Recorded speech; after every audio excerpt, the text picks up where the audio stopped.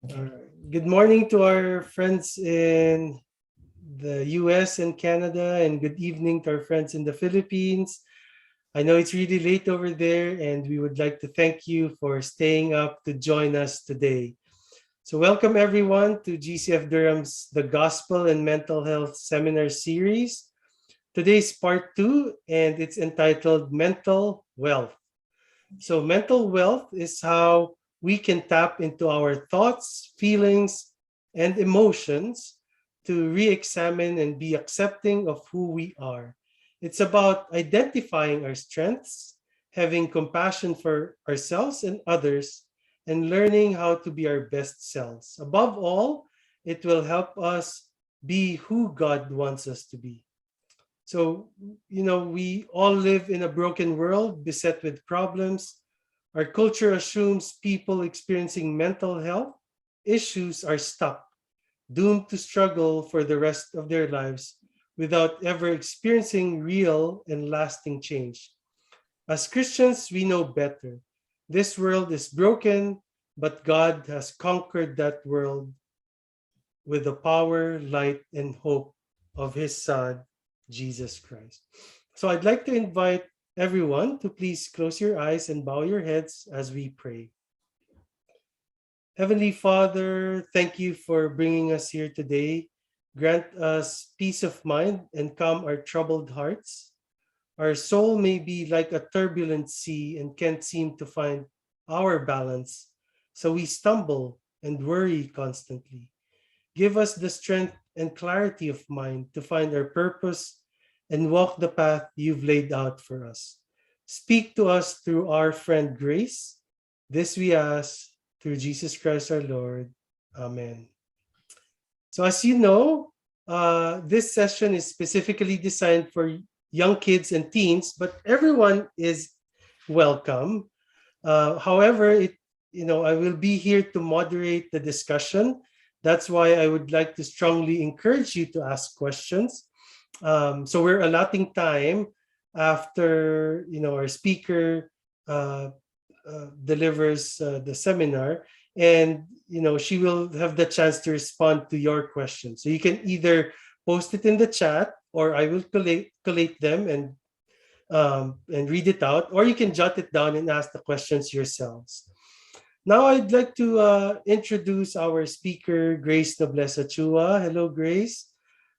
Just a bit of a background. Grace is a registered psychotherapist. Um, she provides a safe, confidential, and non judgmental setting for her clients to find direction and hope for them and their family. She offers support and tools through personal counseling to help her clients become effective in managing stress, anxiety, depression, relationships, and life transitions.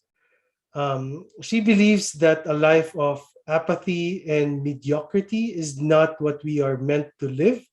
She strives to give people with an alternative perspective and to equip them with tools to live with awareness, intention, and purpose.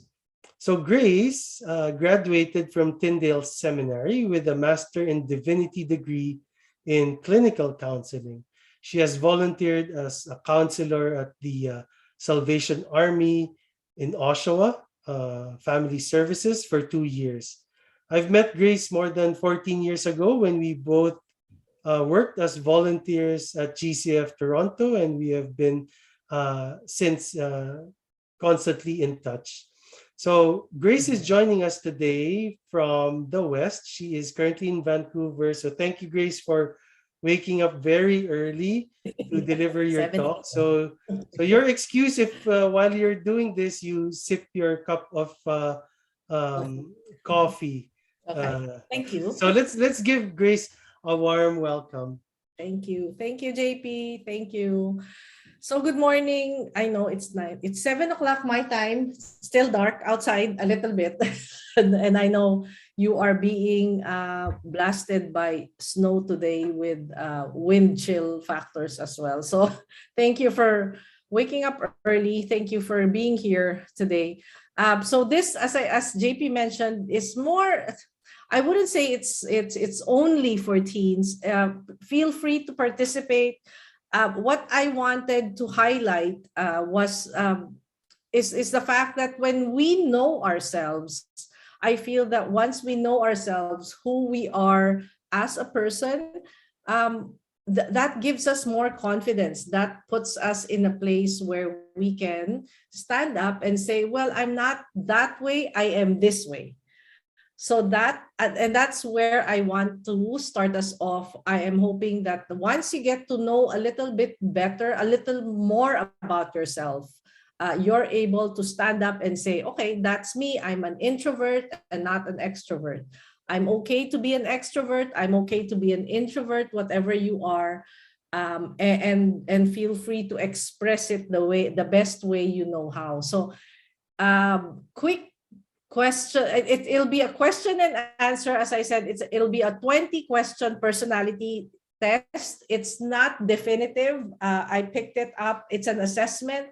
Where it will measure whether you're an introvert or an extrovert, whether you are a planner or you just move instinctively, whether you are a thinker, you think things through, think logically, or you are a connector. You like your friends, you like what your friends are talking about, you like what your friends like. So that is where we'll start us off. So I will, perhaps I can give you a few minutes to grab a pen and a paper.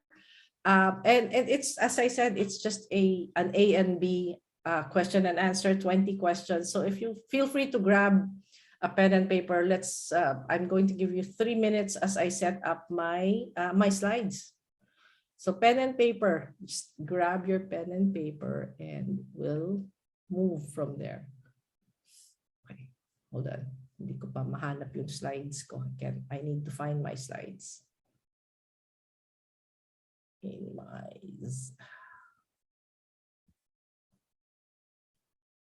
are my slides?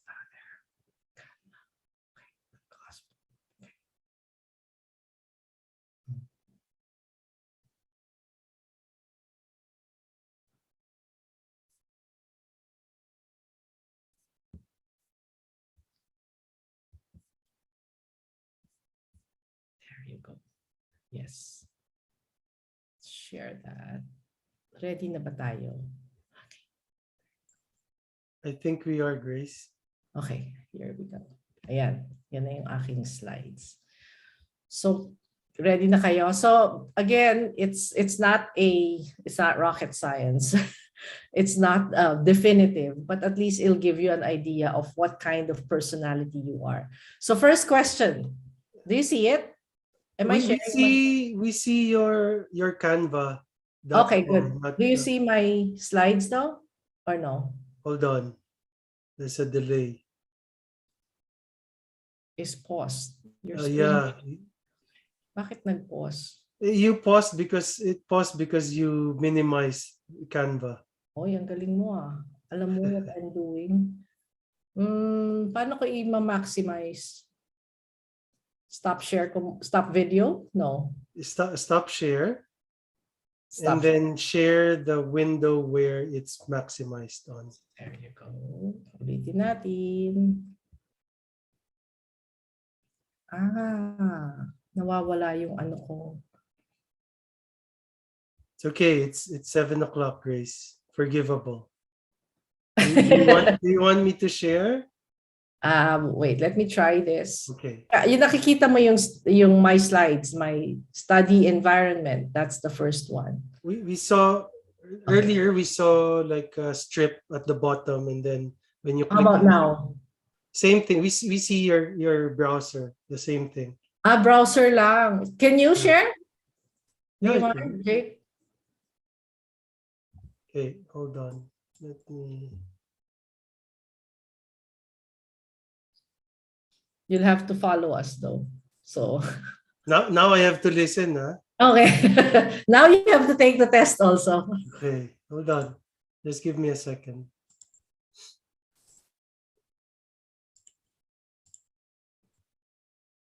Nakaset up na siya kanina eh.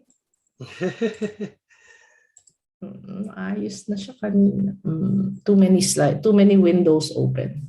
Yeah, too many. Okay, let me share my screen now. Hold on. What happened?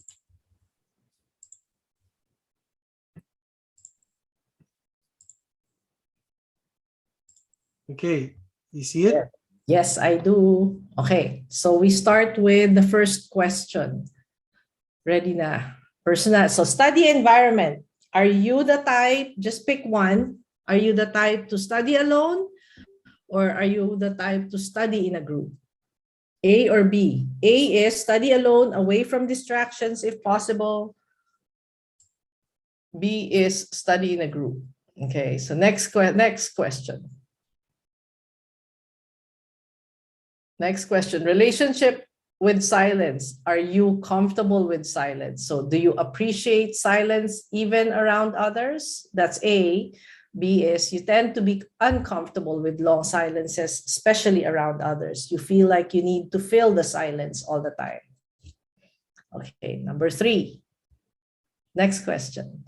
Are you most often find interacting with groups of people to be draining and alone time to be energizing? You prefer to be alone? And B, do you prefer to be with groups of people? So just pick one. Next question. Next is, do you think things through? Do you process your thoughts out loud through conversations? Or do you process thoughts silently in your head? Okay, next. Are you a fast talker, expressive tones and large gestures? Are you like that? Or are you a moderate pace with a quiet voice and minimal gesturing? So which one are you? Next. What's your play style? Do you play along the way? Or do you finish work before you go out and play? What's your work style? Next. What are you good at developing insights into creative designs, meaning you are able to develop them just by thinking about them? Or are you good at building and maintaining? And it's like, are you good at Lego? Or are you good at imagining what the Lego will look like? Which one are you? Next. Integration, when you put pieces together from all directions at once. So for example, you have a block of Lego in front of you or blocks of Lego in front of you. Do you put together and pick up the pieces all together at once? Or are you the type who put pieces together one step at a time? You get this piece, put it together, pick up that piece. Or do you just grab everything? That's A or B. Next. Are you sincere or need to know that others care how you feel? Do you really need to know? There's a sincere need for you to know that others care how you feel?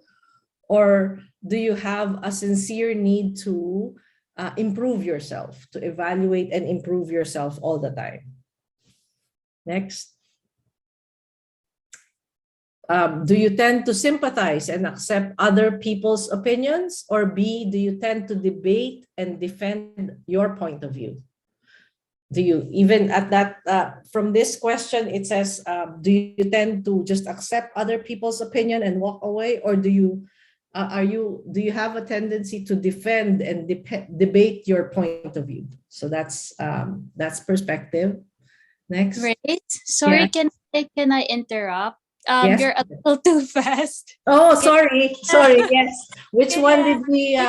because the question before that, there are some questions like Lexi needs me to explain more. Okay. Yes. Thank you. Thanks for letting us know. Thank JP, you. okay, that's JP's fault. So where do we so need So let's just go through. Let's go through the end and then let's do a quick run through again sa list. Sige. Do So that. skip muna. That's your suggestion. Okay, sige. So perspective. Perspective, that we've done that. Do you defend your point of view? That's B, when you need to defend your point of view. Or are you the type Okay. Are you the type A is you tend to sympathize and accept other people's opinions? Or are you the type who needs to defend and be proven right? So that's for perspective. Movie watching. Are you able to look past mistakes and enjoy a movie? So even if there's a question that you have in a movie, are you able to look past your mistakes?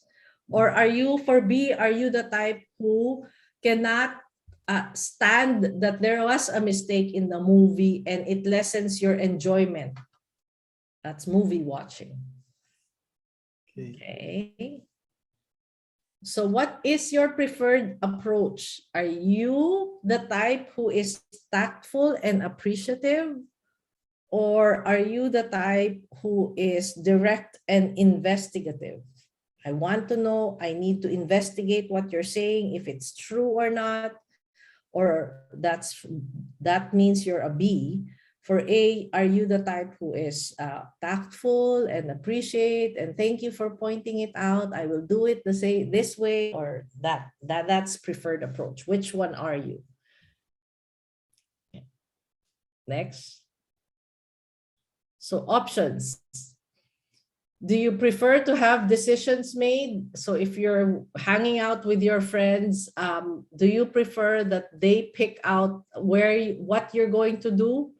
Or do you prefer to keep options as long as possible? So B is you prefer, okay, we'll see when we get there what we want to do. We'll just pick out what we want to do. Perhaps we can just watch a movie or or go shopping, whatever we feel. So that's B. Or are you the type who wants, okay, we need to know where we want to go? Yeah. So for example, you're going on a trip with your parents or anything. Are you the type who packs in advance for a trip? At least the night before, do you start packing your bag because you're excited for a camping trip, for example? Do you pack the night before? Or are you the type, B is the type who packs at the last minute? So are you, if the camping trip leaves at 8 o'clock, you are still packing at 7:30. So which one are you when you're packing, when you're going on a trip with your family? Okay. So schedules. When are you the type? A is you're the type who finds schedules and routines comforting. So you want that there is order. Okay, so schedule in the morning, I need to wake up, brush my teeth, and then get dressed and go to school. Or do you find that restricting? So when you wake up, you want to just roll out of bed and get to school in your pajamas. So which one are you? Okay, so natural tendency, are you, A is, do you enjoy being prepared? Do you like being prepared all the time, knowing what you're going to do? Or are you the type who enjoys improvising? In Tagalog, we call that bahala na. Are you the type who is bahala na? We have a lot of Filipino kids here, so I'm sure they know that. So crave variety and enjoy improvising. That's bahala na. Next. So how do you perceive, or perceiving is how do you view things? So do you trust only, A is you trust only what you can see, hear, touch, taste, or smell. That's your way. I do not trust any. I need to know what it is, touch, taste. Or are you comfortable using imagination? So if you are maybe out hiking with your friends, are you the type who will only trust what you can see, hear, touch, or smell? Or are you the type, B is you're comfortable using your imagination and following wherever the trail guides you or leads you to? So that's you, ways of perceiving. Next. So interpretation, how do you interpret things? The way things appear is the way they really are. So you consider that this is real. This is what I can see. That is what it is. Or are you able to read between the lines to discover hidden meaning? What this means is you're able to look at the person's reactions and say, okay, that does not sound, or she does not like what I'm doing because she is acting, or her body language says something differently. So are you able to read a person's body language? Or just, yeah, this is fun, this is supposed to be fun, this is what it is? Are you that? How do you interpret? Okay, now next, um, outlook. Do you prefer to experience life here and now? What is you're happy and you're experiencing now? Or are you the type who enjoy contemplating or thinking about patterns and imagining? Which one are you? Okay. Next, so when you need to make a decision, when you need to make a choice, do you use logic or do you use your feelings? When you need to make let's think, food choices, for example, when you're eating at a restaurant, how do you make your choice? Do you use logic that, yeah, the spaghetti here is good, I know what a spaghetti is, that's what I'm picking? Or do you use feelings? I'm not craving for spaghetti, maybe I will use something else, or I will order something else. So how do you make your decision? Logic or feelings? Next. So that's it, Grace. Maybe we can Oh, just that's it? go through. Oh, sige. Let's Go just ahead. start with study environment. Just expound on each one until needs, because I think after needs you were able to Okay. um, Sige. Sure. discuss So more. that would be study environment, slide 3. Yes, study environment. Okay, so when you're studying, and I'm sure all our kids will, do you prefer to study alone and learn alone, or do you prefer studying in a group? So there's a group study. Do you like doing group studies where people are discussing the lesson, what's happening, what did we learn, what are we trying to understand from this lesson? So that's the study environment. Relationship with silence. Do you appreciate silence even around us? So when no one is talking, when you're in a group, no one is talking, are you okay with that? Or are you the type who tend to be uncomfortable? You don't like, and you start chattering. This is what I saw in TV. This is what we did. This is what my family does every Sunday. You keep chattering, and that is where you start noticing that I may be uncomfortable with long silences. It's too quiet. So energy drainers and gainers. So this one talks about most often you find interacting with groups. What do you pay attention to how you are when you come home? So when you come home from a group outing, you went out with your friends, you come home. Do you find it tiring that now that you were with your friends and they were active, everybody was talking, and now you want to just stay in your room and stay quiet? Or do you find interacting with your friends to be energizing? Oh, that was fun. I so enjoyed that time with my friends. Let me go to my mom and dad and tell them what happened, and tell them how much fun I had. So what are you? Do you go to your room, or do you talk to your parents about what kind of day you went through? Thinking it through, when you are studying or not, what do you process? Yeah, when you're studying, that's the only thing. Or when you're reading a book, and there was something interesting in the book that you read, do you process your thoughts and you need to talk it through with somebody? Or do you try to think it through silently inside your head? Do you speak what you're thinking, or do you stay quiet and process it on your own? That's what thinking it through means. Speaking style. I guess I don't need to explain this. I've heard a lot. It's like talking, chatter, chatter, chatter. Are you that fast paced and then you have large gestures, or are you moderate?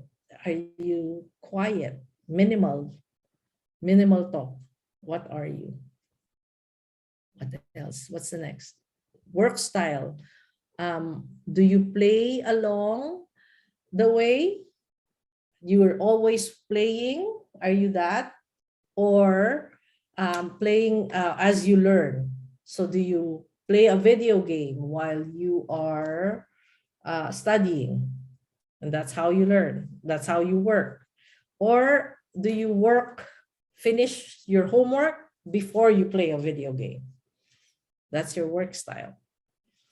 So are you, okay, strengths means, do you develop creative designs after you look at a book, perhaps after you've read a book? Do you start drawing and imagining what other designs you can create out of that book?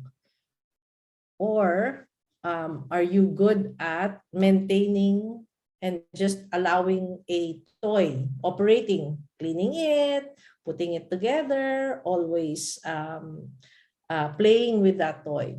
What are you? That's your strength.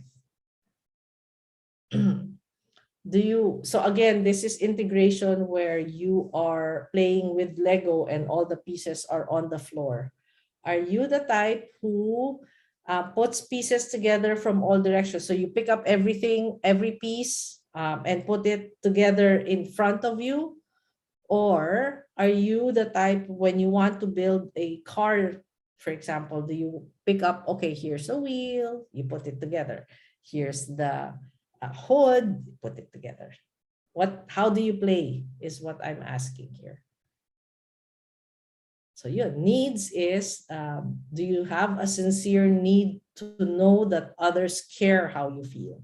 So when you're talking to your friend and you're interacting, do you need to tell your friend all the time that you care?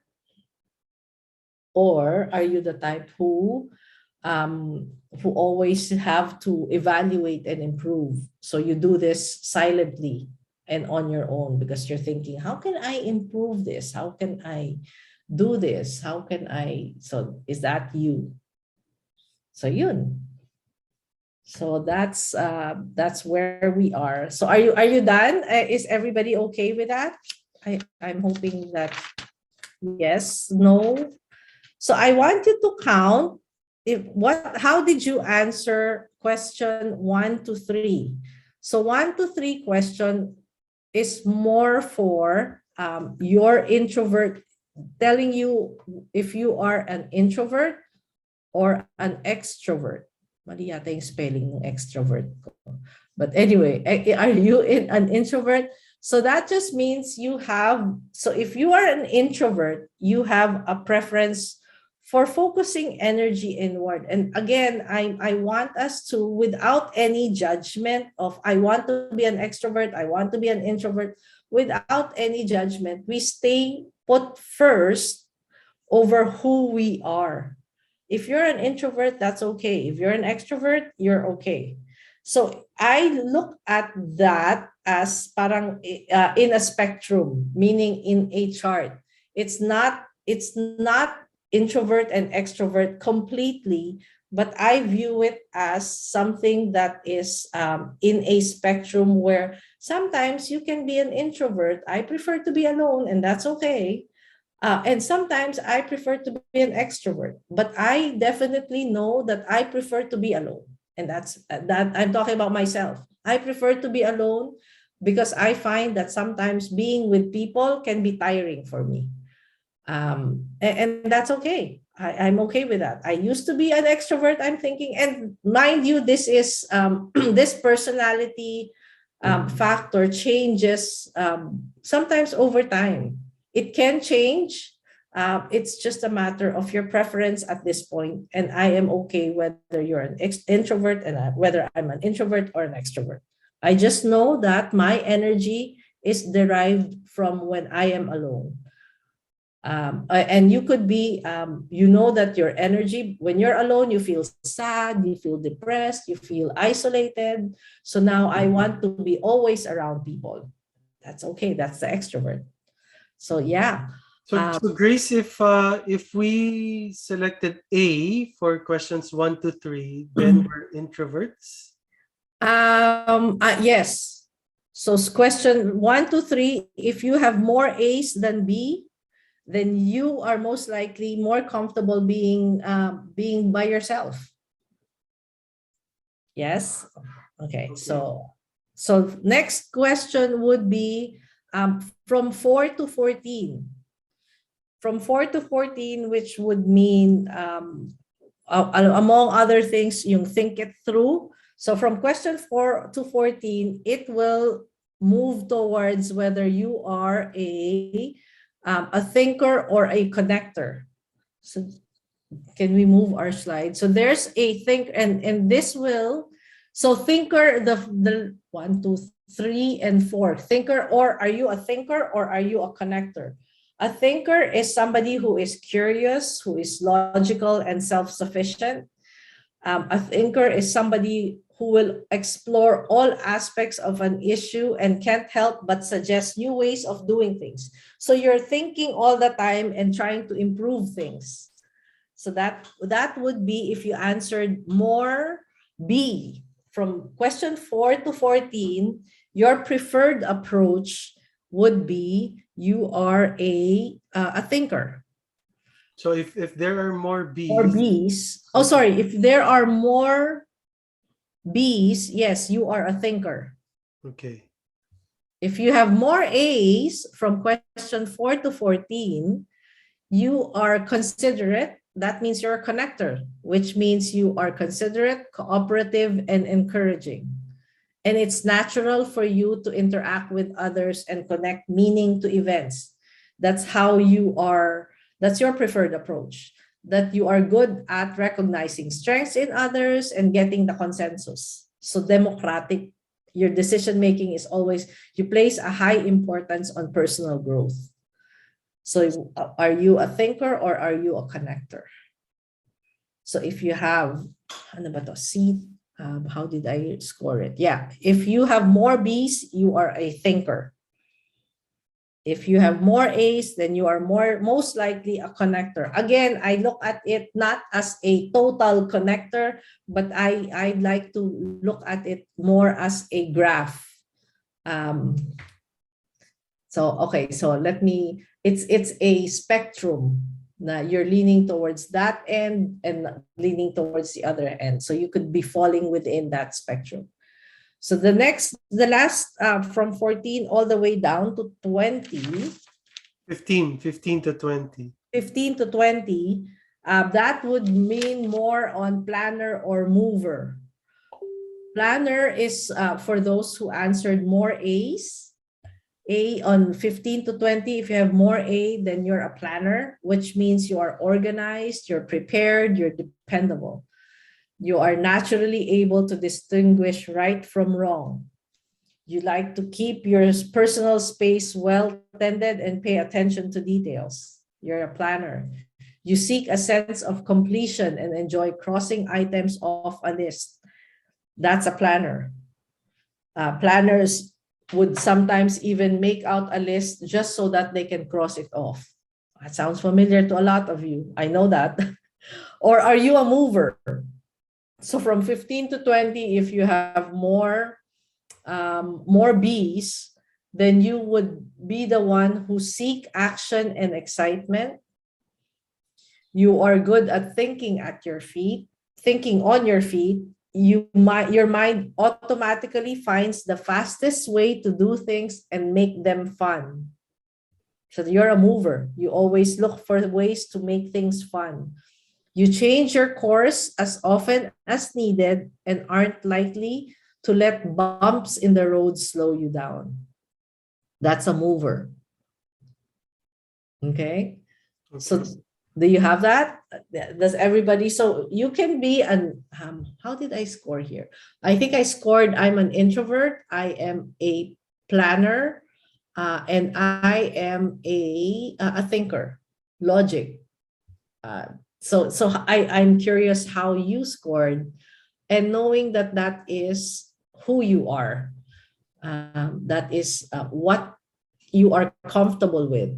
So you're now stepping on a on a on a boundary, even on a line that says, I'm an introvert, I'm okay with it, I'm a planner, I'm okay with that, this is the way I think, and I'm a thinker and I'm okay with that. I need to think things logically and I'm okay with that. So that's where I want everybody to be at, knowing who you are, knowing what you're capable of, knowing that this is your style. Okay. So So, that's Grace, when you were just want to clarify, especially for the young ones that we have here.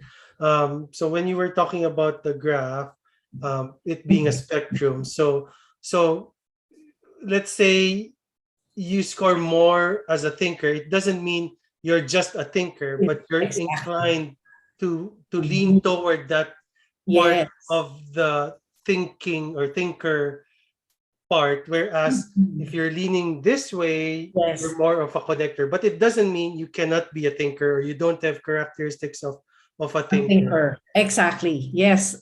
There is no right or wrong answers. There's a tendency for a lot of us to think in absolutes, meaning we always think that one thing is right and the other thing is wrong. For the longest time, I thought that I needed to be an extrovert. For the longest time, I thought that I needed to always get along with people, that I always have to be around people. And that was an extrovert. And meantime, all this time, I felt drained whenever I go home. I just want to be alone and go to my room and just go to sleep, take a nap. And even our parents, even my parents, even my upbringing, suggested that I needed to always be switched on. You always need to be around people. I come from a big family. I come from a family where there are six of us. So I needed to live all the time with people around me. I wake up in the morning and somebody would already be talking, and I found that really draining, to be honest. Until I experienced being alone, I'm like, ah, silence. I like this silence, and that's okay. There's no right or wrong, but also being aware that sometimes our upbringing brings us to that place where we think that one thing needs to happen. That one thing needs to be, I'm always right or I'm always wrong. This is who you are. You're an introvert, you're an extrovert, you're a planner, you're a mover.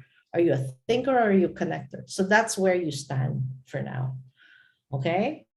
So can we move on? Any more questions? Anybody wants to ask any question? Maybe, yeah, let's sit here for now. Quiet muna tayo. Any questions? I don't see anyone raising or Wala unmuting. naman. Don't have questions on the chat either. Okay. I have a question Sure, for, go ahead. like, he wants me to ask. Yes, So please. what do you mean when you say like thinking things through logically? Hmm. Okay. I want you Oo nga to naman. Thank explain. you. Yeah. So you Yes. have to explain. Yes, I need to explain. Sometimes I use big words. Thank you for that. So thinking things logically is you want to think things through step by step. This one needs to happen. This one needs to happen. This one needs, it's like, let me see, baking. I don't cook, but I watch. So when you're baking a cake, you need to get all the, are you that when you're thinking things through logically, it means that you want everything, all the ingredients lined up, prepared. If you need 2 cups of flour, you need 1 cup of sugar. You want them all prepared in front of you. And then you order them according to the steps. flour first, sugar first, butter first, egg next. So that's thinking things through logically, one step at a time. So opposite to that, I like to explain things to the opposite. Opposite to that, are you the type when you are baking, um, you read through the recipe and say, oh yeah, so you're mixing your flour with your sugar. Oh yeah, I need eggs, and you scramble and you run to the grocery store and you buy eggs. That's the opposite of logical thinking versus not logical, not in order. So logic is order. I hope that makes sense. Yes, a lot of sense. So she gets it. Thank you. Okay. So yeah. Jape, andyan ka pa? Yes. Sorry. Okay.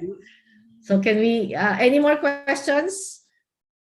Questions? Okay. So let's move on to our next slide. So are you, that this is what I have for most of you, whether you're 12 or 100, or your beliefs about yourself have been formed with your interactions with your environment. So whatever you messaging or messages that you've received from parents or from around you, you have your beliefs already formed. So environment right now includes social media, your friends, your family, your school community. And it even involves books that you read. It even involves the TV shows and the movies that you watch, the magazine. So that is how you formed who you are. And they all communicate or interact with you in a way that creates or that reinforces whatever beliefs you have about yourself. So that's the world around you. If any of these beliefs lead you to feel that you are somehow different, you take it on. So for example, when you are in school and somebody suddenly tells you that you're weird because you like cheese in your rice. So if somebody thinks that you're weird, you think that choice or that option that you do is weird, and then you begin to start internalizing that you're weird, that you're a weird person. So that's part of the messaging that you are that the world creates around you. So what I would challenge you to do is, instead of staying in that state where you think you are weird, where you think you are a loser, or where you think that you are whatever messaging, let's not forget that we also have messaging about ourselves that are positive. So sometimes there is a tendency for a lot of people to think that we tend to brush off compliments.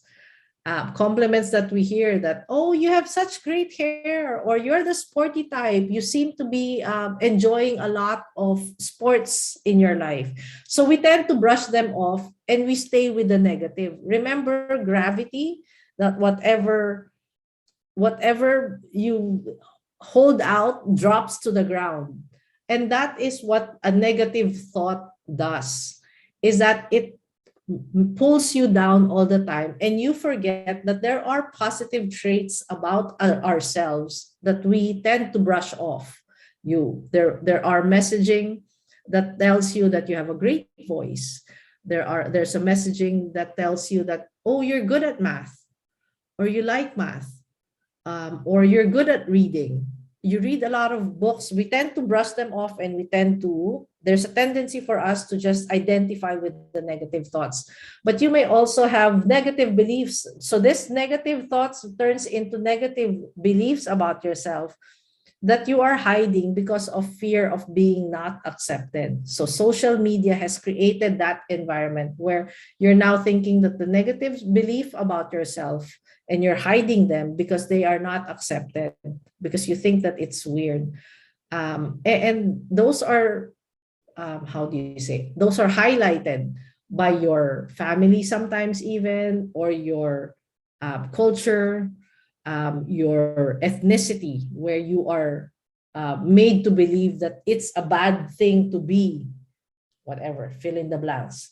It's a bad thing to be an introvert. You don't like people, you don't. So that messaging you are constantly bombarded with that messaging.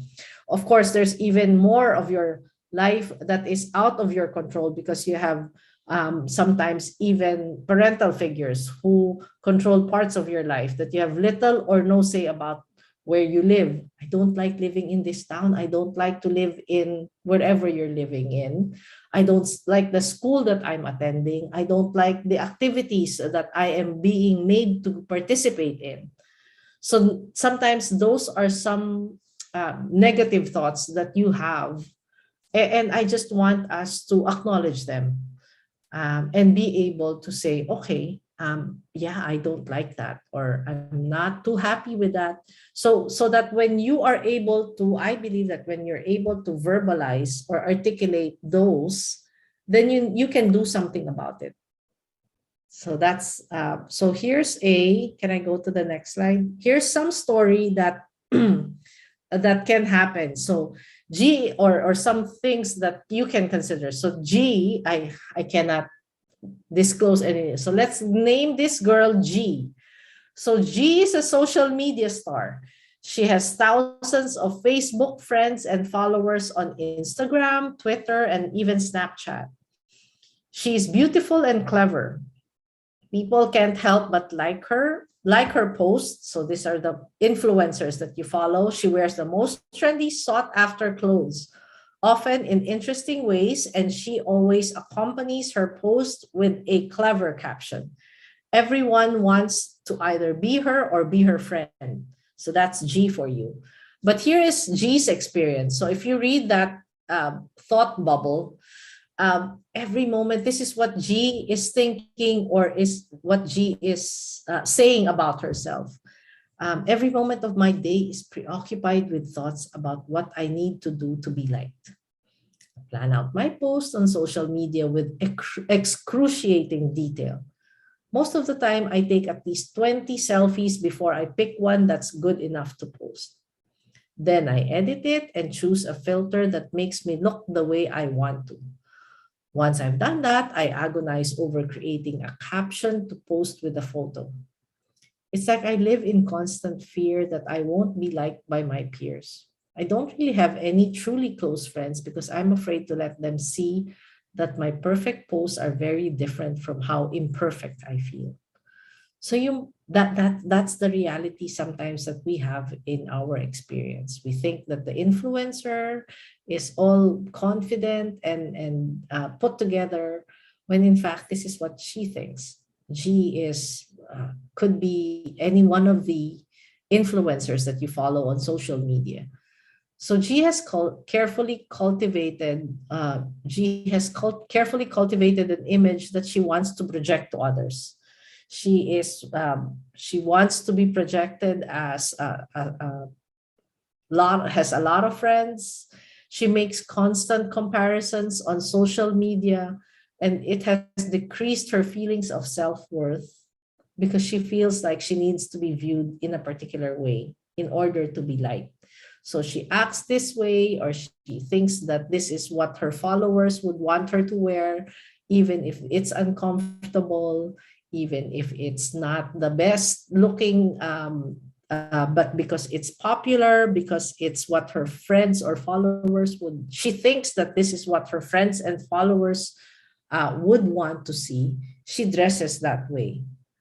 So the pressure of trying to maintain this false front compromises her ability to make connections with others, because she's always thinking that she is being judged by her friends.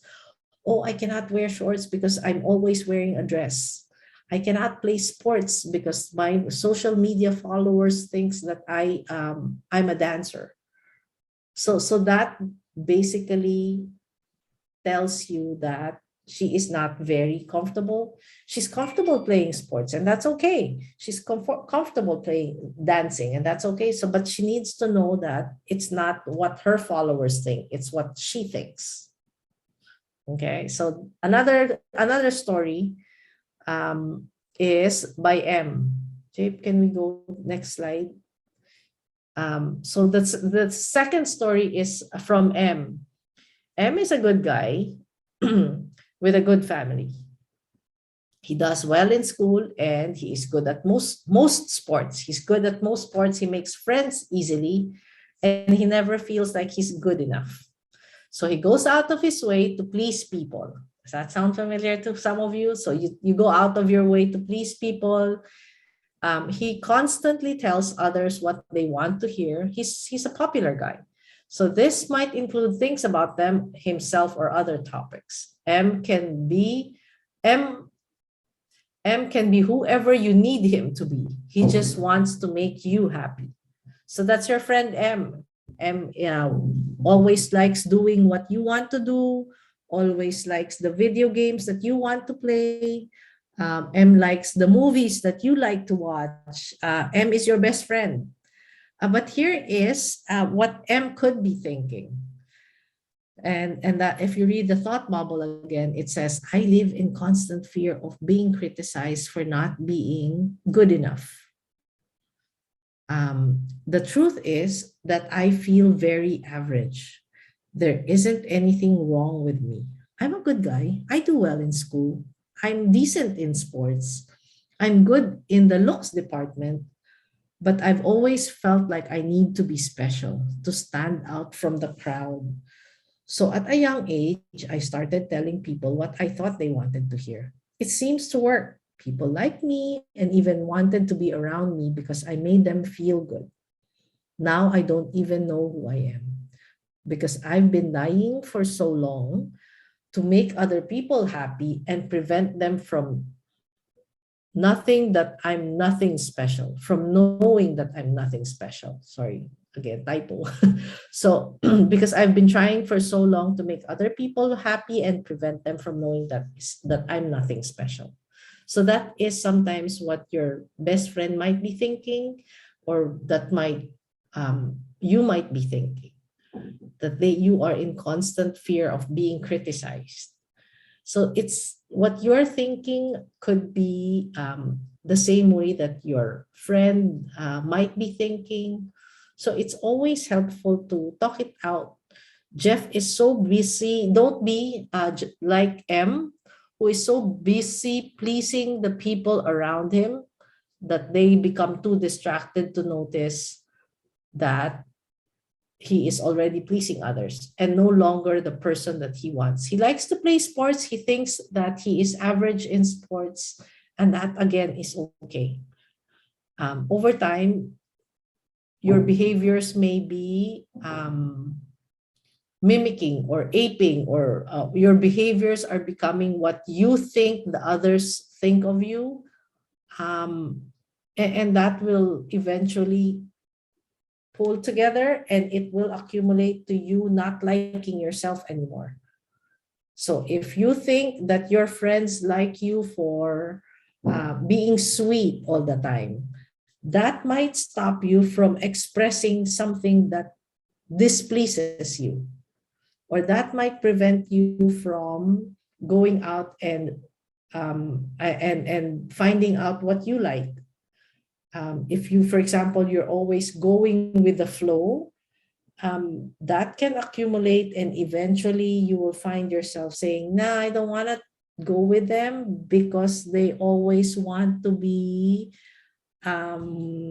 watching or always want to go to a candy store or always watching movies that are violent, and I'm not that way.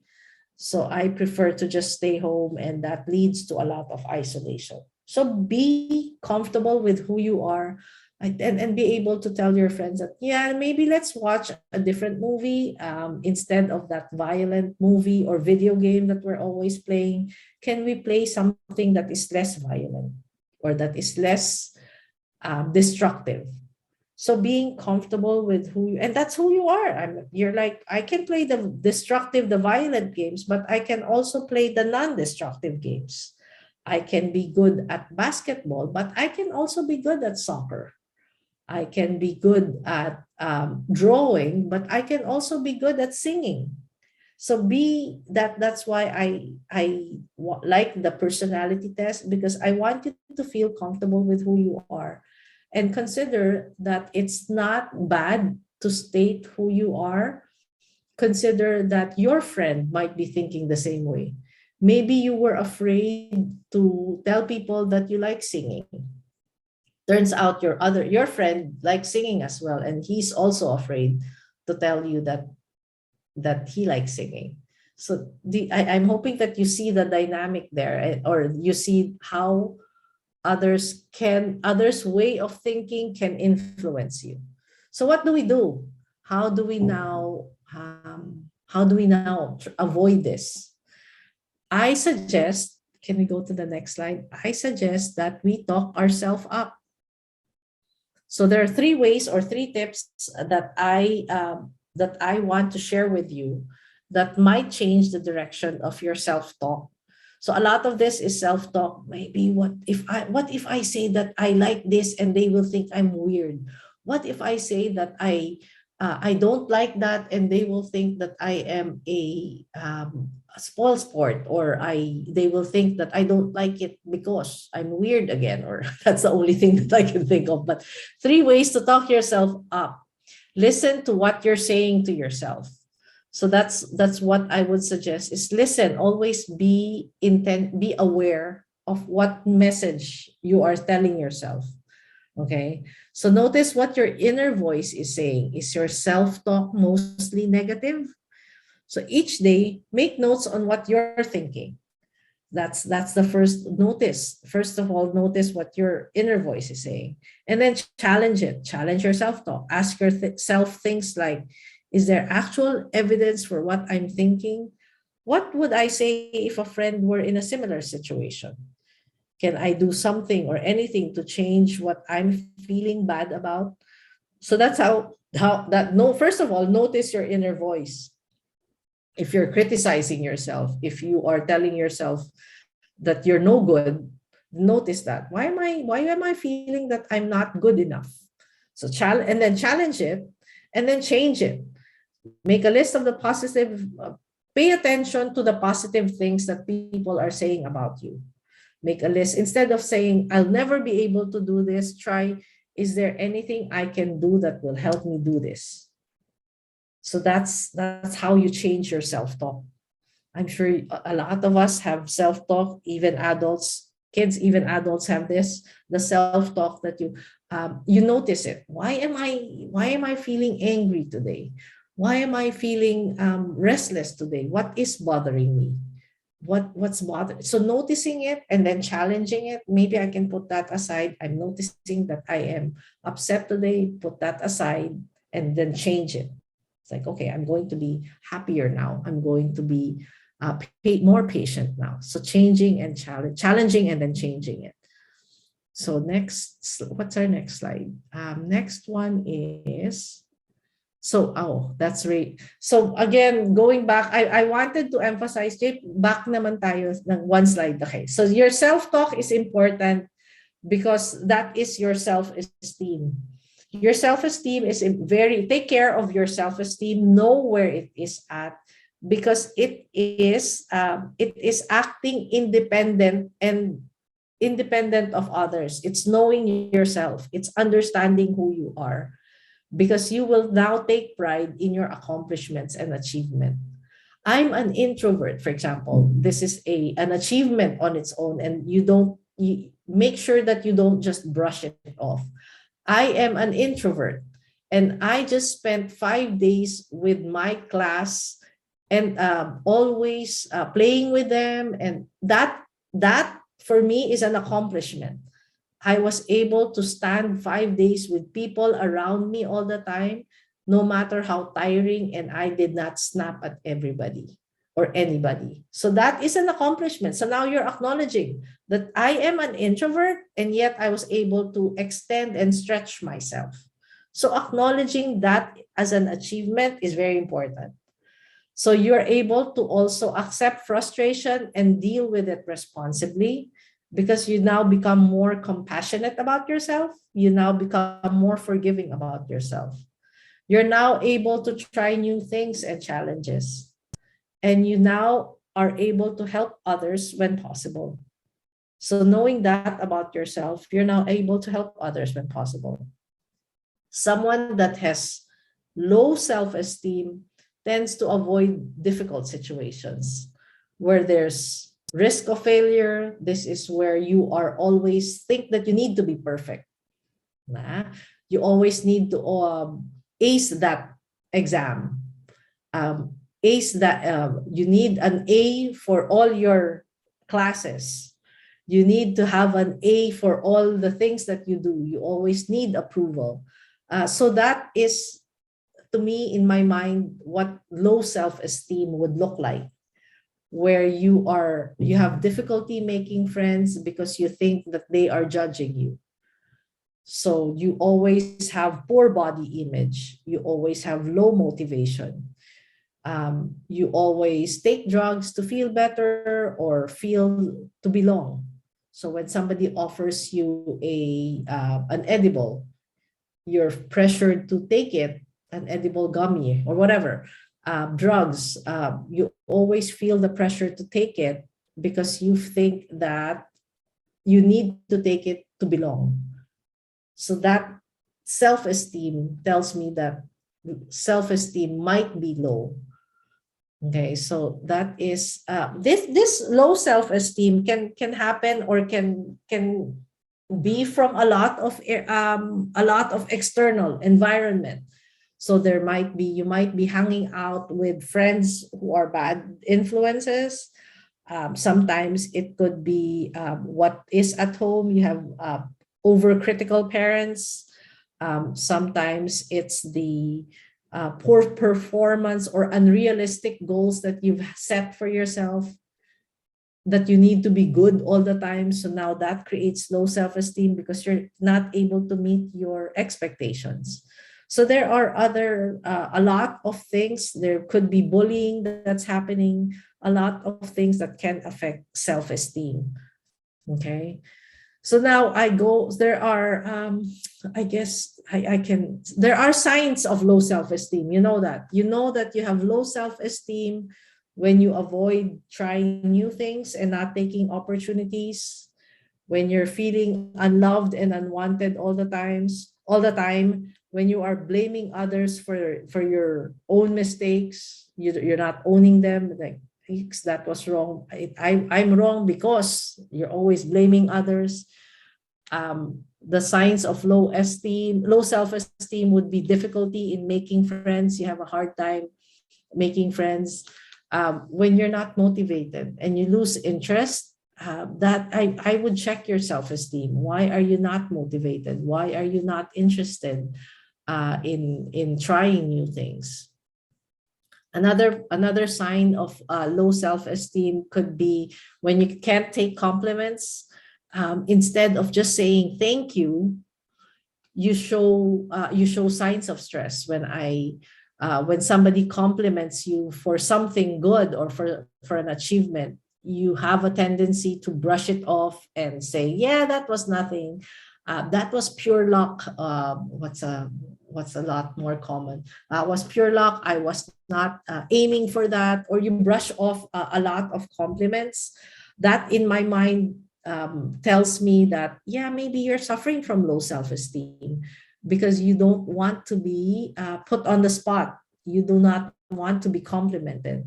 So those are some signs of low self-esteem. And again, it could be caused by a lot of factors. It could be caused by your environment, by bullying. It can be caused by the upbringing. And once again, I am all for acknowledging it. Being aware of low self-esteem helps us try to improve it. So now you've seen my next slide, which talks about racism. Gising ka pa ba? Okay. So Canada is home. A lot of us, Canada is home to people from many different cultures. We interact with people from different cultures. So if you might speak, if you're here, you might speak a language other than English at home. You might have been born overseas. You might have parents that are born overseas. So cultural diversity, you've heard of this, you've seen it, you understand it. Cultural diversity is one of our greatest strengths here in Canada, but sadly, racism and hate still exist. Okay, so what is racism?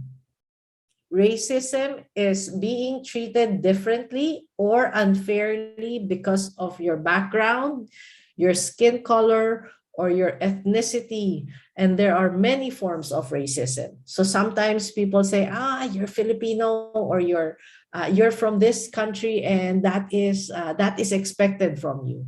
And you know that that is something that is demeaning, that is not acceptable. It's pulling you down.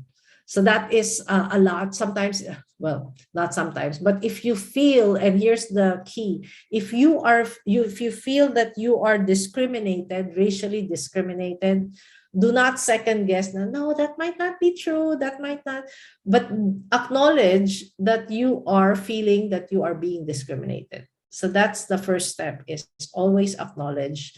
It's always that other person who feels the discrimination.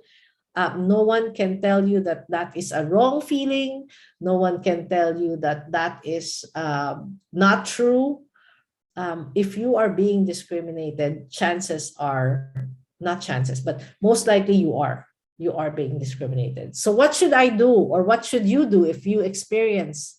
So always remember that it's not your fault. Well, let's sit with that. It's not your fault. It's not your fault that you're Filipino. It's not your fault that you're of a different culture background. A lot of people here, especially here in Canada, come not only from Asia but also from Europe. Not only from Europe but other continents, from Africa, from other nations. So remember, it's not your fault. It's no one's fault. Your cultural background is an important part of who you are, and it's something to be proud of. So if a person or group makes you feel inferior or ashamed of your background, remember that there is no scientific evidence that one type of race, that one type of skin color, or one type of culture is better than the other. So yeah, there's no evidence that one type of culture is better than the other. So for example, if you're constantly reading negative news headline about your culture on social media, I would ask myself who the source is, who the source of the post is. And do you want to believe it? Is it true? Can you think of other people that may not be following that negative post? So again, remember, it's not your fault. So when you're experiencing racism, can you go to the next slide?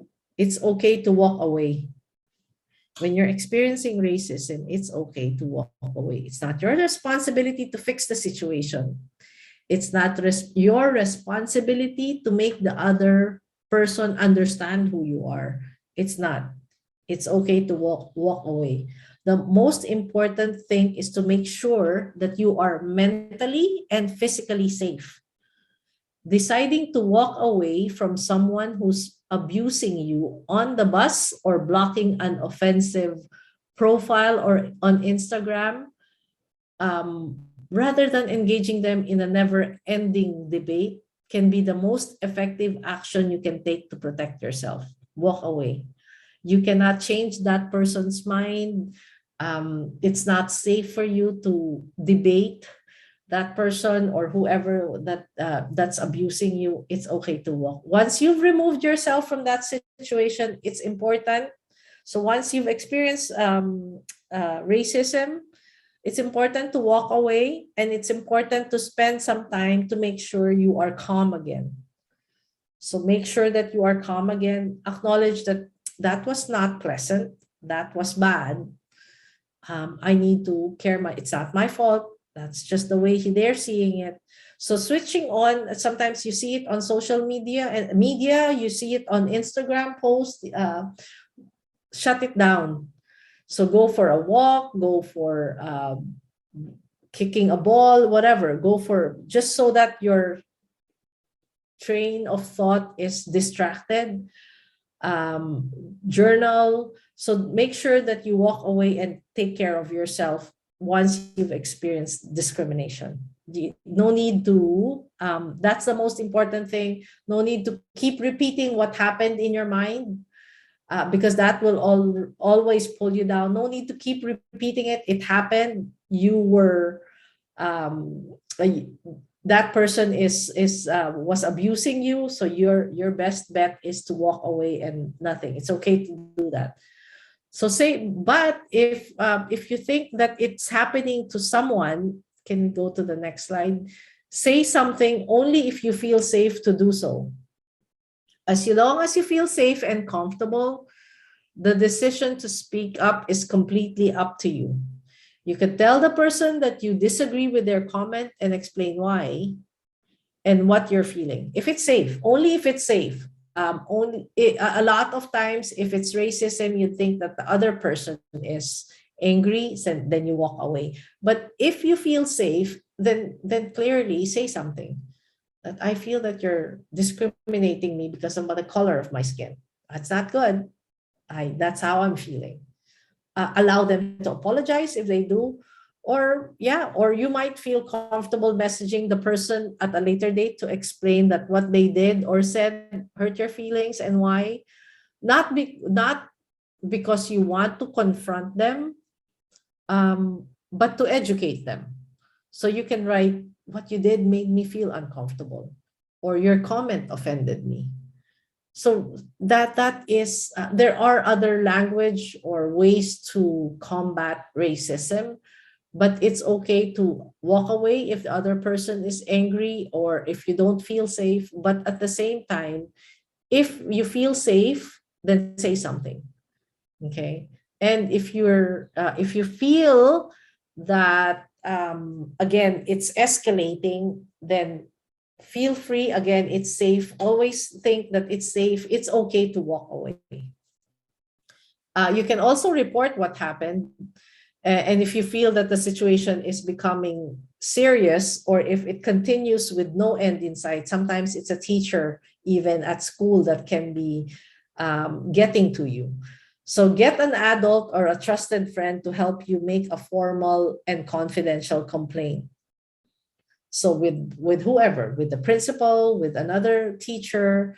So yeah, report what happened, or report if it's really escalating, feel free to report it to the police. So consider collecting evidence. A lot of times we have video. Try that if that is possible, or audio. But just report try if you can. Again, if you feel that if it's becoming serious, it's okay to report what happened. Or for kids especially, you can also talk to someone that you trust. So you chat to someone you trust will help you process the experience and feel supported. So go to someone that will support you. Talk to them about it if you've been discriminated. It could be your teacher or someone from your family, a mentor or a good friend. But always, that's also okay. Talk to someone. And another thing is connect with others, connect with people, learn from people you admire, connect with role models who are proud of who they are and celebrate their cultural backgrounds. That will encourage you to think, feel, and do the same. You can find any mentor. I mean, here at church, there's a lot of people that you can look up to, or you can observe. You could also connect with like-minded people with your area of interest, with friends, for example. If you're passionate, for example, about creative arts that celebrates diversity, then by all means, go ahead. Face-to-face networking, face-to-face groups of people that meet together for the same purpose. Learn from people you admire. It's an awful feeling to be on the receiving end. Did nawala yung share natin? What happened? So here is, how do we tie that all up with what the Bible says? I was listening to Pastor Luis's sermon last week about purpose. What is your purpose? And that is where I want to end us today with, what does the Bible say? What is your purpose about self-esteem, about your who you are, about your self-esteem, and now when you're experiencing racism, how do we now bring it all together, and how do we apply it to, how does the Bible come in? So, Jay, nandiyan ka pa ba? Let us, the YouTube video, Okay. and that's where we end.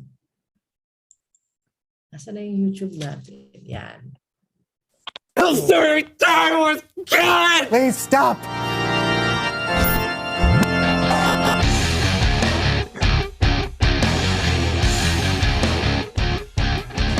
Hey fellas, how are you? Kellen, hey, what is your purpose in life? Oh wow, that's a really big question. And strangely enough, it really connects with what we're talking about today, That's odd. isn't it? Today, we're talking about purpose, and specifically, Jesus' purpose on earth. All through Galilee, Jesus had been teaching in synagogues to crowds of people praising him. But it was different when Jesus stood up to teach in his hometown of Nazareth. The scroll of the prophet Isaiah was handed to him, and Jesus read aloud. The Spirit of the Lord is on me. He has anointed me to announce the good news to poor people. He has sent me to announce freedom for prisoners. He has sent me so that the blind will see again. He wants me to set free those who are treated badly. And he has sent me to announce the year when he will set his people free. The scroll Jesus read was written hundreds of years before, but it was about him. And that's what he told the crowd. He said, "Today this passage of scripture is coming true as you listen." Jesus came to announce the good news to poor people. He came to announce freedom for prisoners. He came so that the blind will see again. He came to set free those who are treated badly and to announce when he will set his people free. Jesus was telling them that he was the Messiah, the Savior God had promised to send. The people listening were astonished because they'd known Jesus his whole life. "Isn't this Joseph's son?" they asked. Jesus knew they were having trouble believing. So he said, "What I'm about to tell you is true. A prophet is not accepted in his hometown." And this made people furious. So furious, the crowd tried to chase Jesus out of town so they could throw him off a cliff. But Jesus walked right through the crowd and went on his way. The people in Jesus' hometown had missed the point. They couldn't see that Jesus had come to help those who are hurting and those who are overlooked. He had come to spread the good news and care for people. Jesus had come to make things right. That was his purpose. And if we follow Jesus, it can be our purpose too. We can love people who have been forgotten and people who have been overlooked. We can help people who are hungry or people in trouble. We can comfort those who are lonely and afraid or take care of those who are sick. Jesus loves people so much, he literally gave his life for people on the cross. And we shouldn't keep that love just for ourselves. Following Jesus means caring about others. That can be our purpose. I'll see you guys next time. Thanks, Kellen. Yeah. I know my purpose now. To care about others. Yeah. But what about them? Oh, I don't know. Reveal the question. What is your purpose in life? Wow, that's really easy, right? We talked about this. If we follow Jesus, our purpose is to love others and take care of people that are sick or poor or, people that need help. Yeah, but we all have unique ways we can achieve our purpose. Yeah, for instance, if you're the world's greatest actor, you can love people by making them laugh, cry, or think. Or, you know what? If you write a pop song, you can make people dance and bring people together. Yeah, we can lend a hand to someone who needs it or stand up for someone who's being bullied. Share your lunch with someone who doesn't have enough. So many things. Yeah. Talk about it together. And we'll see you next time on the So and So Show. Yes! I don't know when I'm going home, but I like to talk about things that are on my heart. Even though it skates real good. Skates real good. Skates real good. My heart skates real good. I like to skate with my heart. Skate with my heart. Even on the harder parts. It rhymes. Skate with my heart. Skate with my heart. I fall down and like's too smart. On my tush.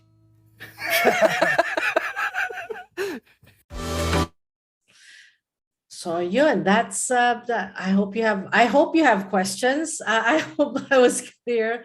Thank you very much. But yeah, that puts it together that our purpose is really to help others. But I would push that a little bit further and saying that, yeah, as he says, when you have Jesus in your heart, then that basically clarifies who you are, that you are created for a purpose, that you are not an accident, and that Jesus is going to lead you and guide you to how to think, how to feel, and in turn, that helps you in helping others once you have that settled within you. So I hope I hope you learned something today. And yeah, feel free to ask your questions. Thank you very much. Thank you, Grace. That's a lot to digest. I know. We do have several questions here, and I'll ask some of those. But if anyone in the audience would like to ask questions, please feel free to do so. Either unmute yourself or put it on chat. So here's the first question, Grace. My parents have high expectations of me. Sometimes I feel pressured to perform well in school and my extracurricular activities. How do I talk to them about it? Okay, well, that's good. That's a good question. Thank you for that. I'm sure that there are a lot of kids, or even now, I mean, I hear a lot of people asking about my parents wants me to be perfect. My parents wants me to be this kind of person. And I would encourage you to approach your parents with the mindset of they always want the best for you. They always want what is good for you. And so when you approach them, lay down all your activities perhaps, or lay down what you are finding difficulties with, and lay it out. And then that tells you I'm a thinker. I was like, lay it down and say, okay, I cannot do all this at the same time. Which areas are you finding difficulty in, so that you are going to ask them for their help. So if you approach your parents and think that you are asking for help, that you need their help on certain things, then that is the mindset. And I don't see, or I don't think any parent is going to say for you, or to tell you that you need to push harder, or at least at the very least, your parents will most likely help you schedule and manage what you can and cannot do. So it's always a constant communication between you and your parents. And I'm sure everybody, or not everybody, but a lot of you are saying, yeah, I've tried that. That doesn't work. That doesn't work. I've tried talking to them and they just keep saying, no, I need to do this. I would constantly ask you to approach your parents in a manner where, okay, mom, dad, I need your help about this. Not in a lot of times we approach our parents saying, mom, I can't do this. I cannot, I will not. And that's the way we approach our parents. But what if, here's a suggestion, is what if you approach your parents and you ask them, Mom, Dad, can I ask for your help on something? And start it off from there, rather than from a of what you can and cannot do. Start off with, I need your help on something. And give it a try and come back to me. Give it a try, and I'm pretty sure you'll get better results than what you've experienced. Yes. Okay. Mhm. Thanks for that advice for our young ones. There's another question here. Mhm. Given all the horrific stories of cyberbullying and how people have become very judgmental in social media, what do Mhm. you recommend to our teens with regard to the use of social media? Should they avoid it completely? Okay. I in my personal opinion, and a lot of parents might not agree with me, but I will, as a parent, if as an adult looking at teens, let us accept that social media is here to stay. Because avoiding it completely may not be as realistic. Avoiding social media or the influence that we think it creates in our children, and hoping that you stop them from using social media. Let's just embrace it, so that we can work on how to navigate around it. So, not again, accepting as an adult, if you're an adult with children, accepting that social media is here to stay. So now, what do we do with the negative impact, with the cyberbullying? And that is where we build the teens. Again, we build the self-esteem, because they will totally see and know. I mean, I trust teens, that it's in the Bible. Trust how you have raised your children. If you have raised them in God's ways, then they will know what's out there. What is, if they are being bullied, they will know how to either extricate. It's okay to walk away. Again, the same thing happens. If you are being bullied, it's okay to walk away. But also, as an adult or parents, I would suggest to broaden the minds of your kids, of your teens. Instead of leaving them always, I would say, discipline or put boundaries around. Okay, we can only use social, or we can use the internet. You can be in your computer from this time to this time, but let's go outside. Let's go and play with others. Community is the best. I think the best way. It helps your teens, or it helps you to look at, to have different sets of friends and not be too focused on social media, on your friends in social media. It'll help you to live out your life, not only inside the computer, but will also help you live outside. You go out, you hang out with friends around your community, around church, who may or may not be part of your friends group, who may or may not be the person that likes your posts all the time.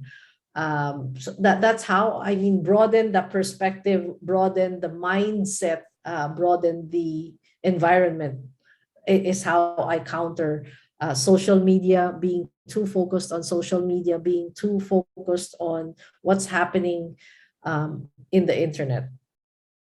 That's my thing. Does anyone have any questions? We have one more, but I'd like to give others the chance to ask Yeah. right now.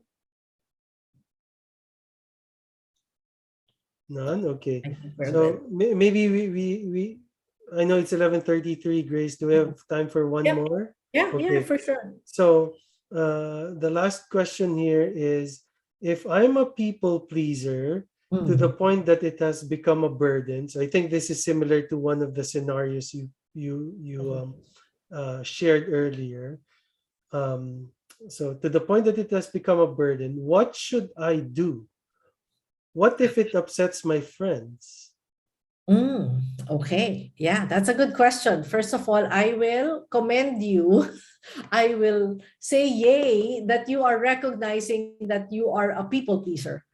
See, that's the first step. Once you realize that you are doing certain things to please people, that makes you aware that then maybe I don't like doing the things that they like.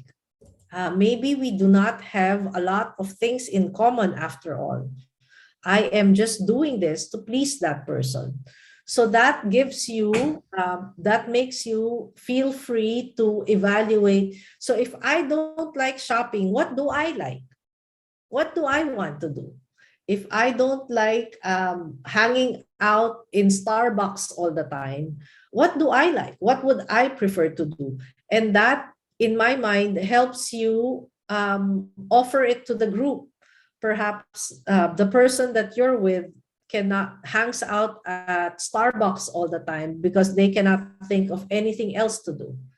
So now you are thinking, okay, what do I like to do? Oh, I know, I like playing sports. Maybe I can ask my friend to play sports with me and try out for a sports, a game, or a different activity.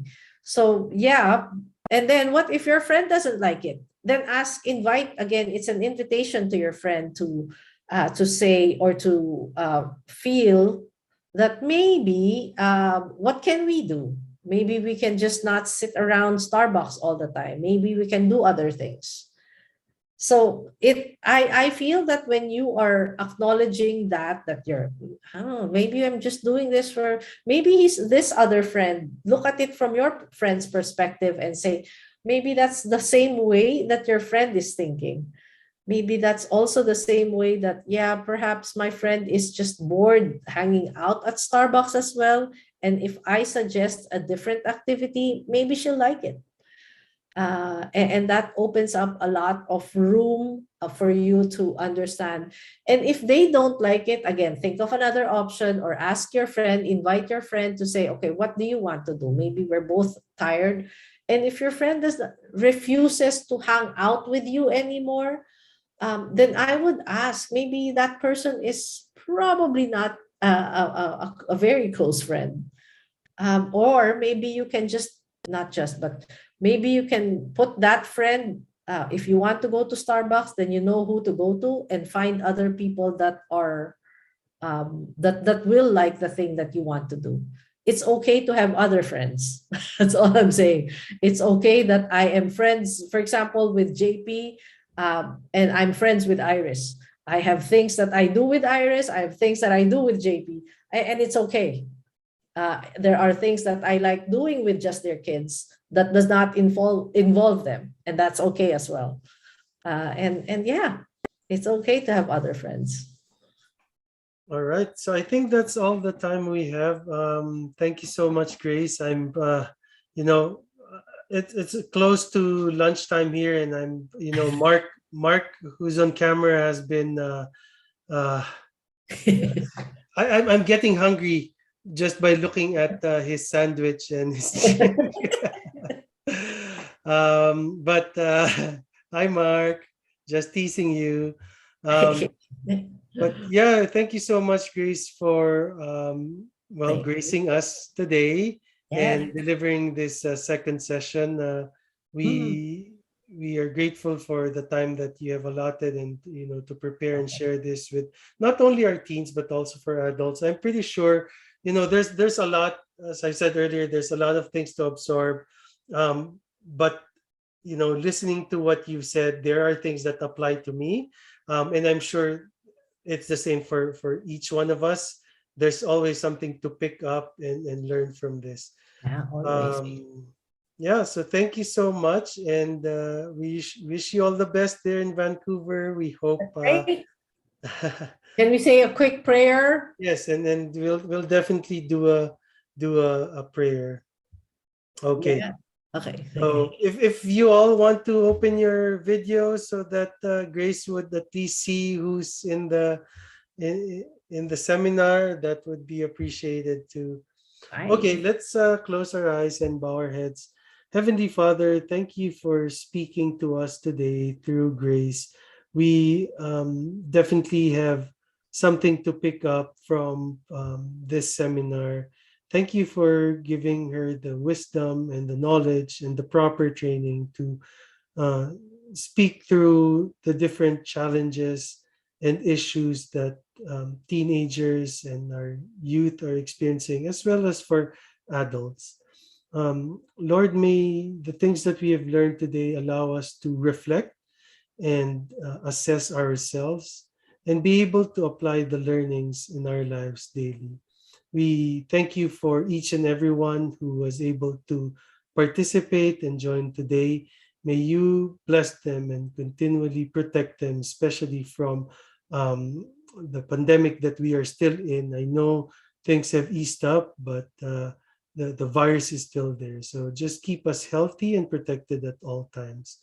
We thank you and we love you for all the things that you have um, given us and that you have blessed us with. We commit the rest of this day to you. In Jesus' name we pray. Amen.